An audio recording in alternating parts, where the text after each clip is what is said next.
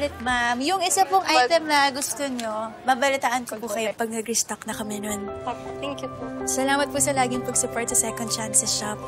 Alam niyo po ba na mga PDL ang gumagawa ng mga to? Kaya kada bumibili po kayo sa amin, napakalaking tulong din nun para sa kanila. Sige po. Thank you. Salamat po, ma'am. Balik po kayo ulit. Thank you po.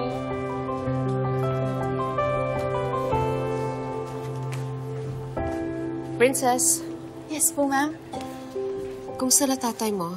Nakalabas na ba siya sa ospital? Opo, ma'am. Maraming salamat po ulit sa tulong niyo. Yung sweldo ko po pala sa linggo, kaltasan niyo na po yun para makabawas po sa utang namin. Ano ka ba? Wala lang yun. Pera lang yun. Huwag mo nang isipin yun. Ma'am, ang utang po ay utang. Kailangan ko pong bayaran yun. Alam mo, magtatagumpay ka talaga sa buhay. At darating din yun para sa'yo.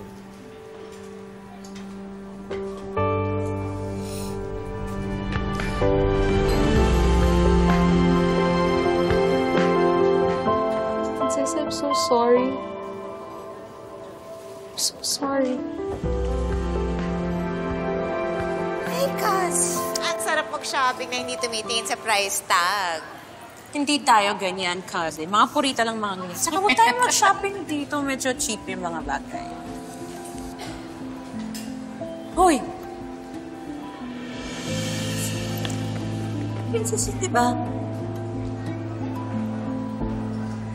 Oh my gosh! Ibig sabihin na nung sinasante natin siya, tumakbo siya kay Charlene para humingi ng trabaho? At ito naman si Charlene. Binigyan ng trabaho kahit alam niya mortal na kaaway ng anak niya yung bata na yan. Iba din. Kas, baka alam ni Libby yan. No. Kilala ko yung anak ko. Parang ako yan. Hindi yan papayag sa ganyang setup. Ay, naku, talaga pag nalaman ni Libby to, patay. Of course. At kailangan malaman ni Libby to para lalo siya masuklam sa nanay. Let's go.